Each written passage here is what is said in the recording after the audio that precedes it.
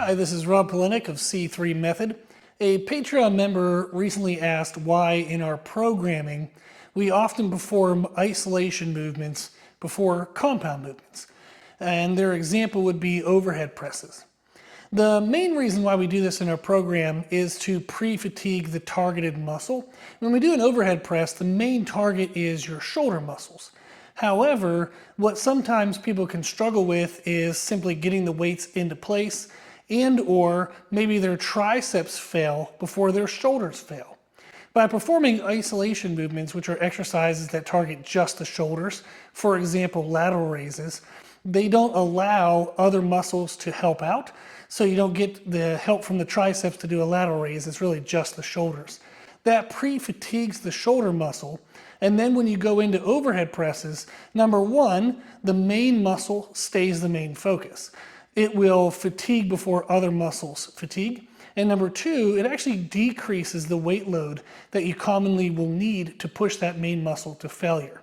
This allows us to still push maximal intensity into the target muscle, but it decreases the stress that we have on connective tissues and joints, and it actually makes movements such as an overhead press easier to do because it's easier to get lighter weights into position rather than heavier weights. And then also, if the gym you train at or if you train at home, if you're limited in the weights you have available, pre-fatiguing the main muscle is a great way to better utilize lighter weights. So that is the reason why we do isolation movements before compound movements.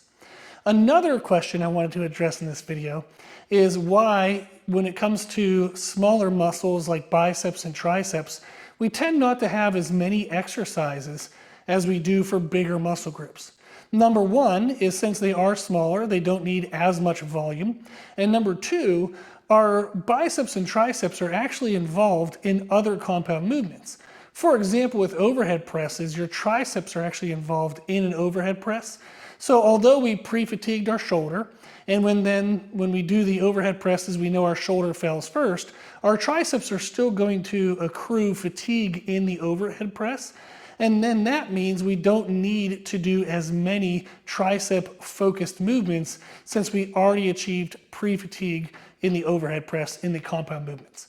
For our biceps, the same would be true for most back movements. We accrue fatigue in the biceps, so then when we do bicep isolation movements, we don't need as many to fully maximize the stimulus for the biceps. So I thought it'd be fun to share in this video the answers to those questions. If you have any other training questions, feel free to include them in the app, and I'll make a video for you in the future.